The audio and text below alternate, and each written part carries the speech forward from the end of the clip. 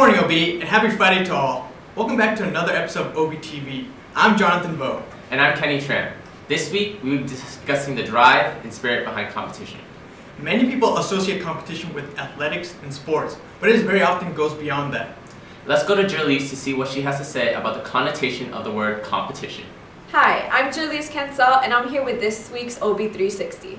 Competition is everywhere in society. People constantly compete with other people when they are striving for the same goals or to get the same outcome.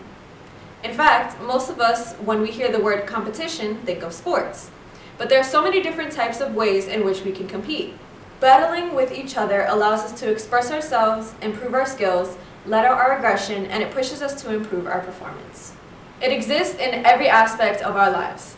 Countries fight each other for natural resources. Politicians fight for power. Employees fight for the best workers. Workers fight for positions, and even students fight for grades. Life without struggle would be like a playground without kids.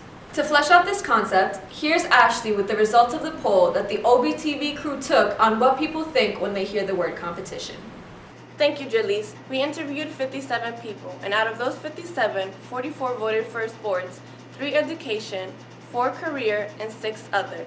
However, it's quite interesting that people see more competition in sports than in their education. Back to you, Jerlise. Thank you, Ashley, and to everyone who voted in the poll. I'm not very surprised at the results, especially the amount of people who voted for sports. One result that is evident from the poll results is that competition can have a negative effect because it can make people look for shortcuts or the easy way out. That, in fact, is considered cheating. Students should view competition as a very healthy component of our lives. Don't be afraid to engage in some healthy mental conflict with your peers because when you succeed, we can all be proud. Think about this the next time you try to copy someone's homework, inquire about what a teacher has on an exam, take someone's actual test, use flashcards, or even take screenshots and share them with your peers. That is not competition. Isn't that what OB is all about? Well, that's all for this week's OB360. My name is Jerlise Kansal, and back to you guys. Since there's so much competition in all aspects of life, let's see a skit on how competition drives people to succeed in school and in the workplace. So, what did you get for number 5? What was the theme? I think theme is like these families came here looking for what this is. What page do we even have to read? I don't know. I left my book in my locker. Same, I left mine at home. Jesus. Yo, did you even study? Yeah, but I decided I got the answers right here. You got the answers where? I do too. I got my cell phone. He won't even see it. I got you. No point in studying. Okay, you may now begin the test.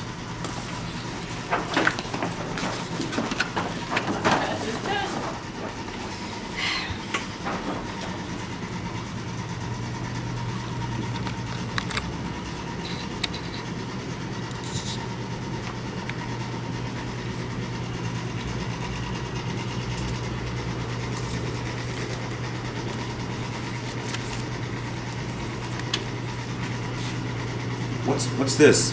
Huh? What are you talking This. about? Hey, that's my calculator. Thanks, guys. Speaking of competition, the New England Patriots will be competing the Atlanta Falcons this Sunday in order to win Super Bowl 51. Yes, I'm super excited for the game because the Patriots really deserve to win after the whole Brady suspension controversy.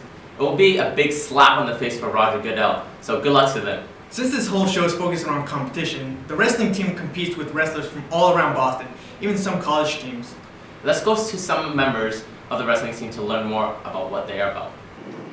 Good morning, O'Brien. I'm here with Maya Rivera. So, how much more competitive do you think it is for girls than guys in wrestling? I think it's way more competitive because, boys feel compelled to, do better than the sport as a girl was. I feel like since I'm so short and, small, I feel like I'm have to be way more competitive than I am rather than the boys. Do you think this type of mentality applies to all sports?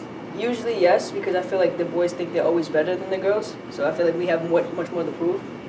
So, Maya, do the guys you compete with usually see you as their equal? Usually not because, again, I'm a girl and I'm so small. They don't see me as equal until I'm actually on the mat and have to do my thing. So what about the dudes on your team? They usually see me as equal because I've actually proved myself over and over. So if people wanted to participate in wrestling, where could they find the team? They can actually approach Mr. Hoja, and we practice on Mondays and Thursdays. Maya, I think you're so dope and amazing because you could provide as an inspiration for all the aspiring female athletes out there. Thank you. You're welcome. Back to you guys.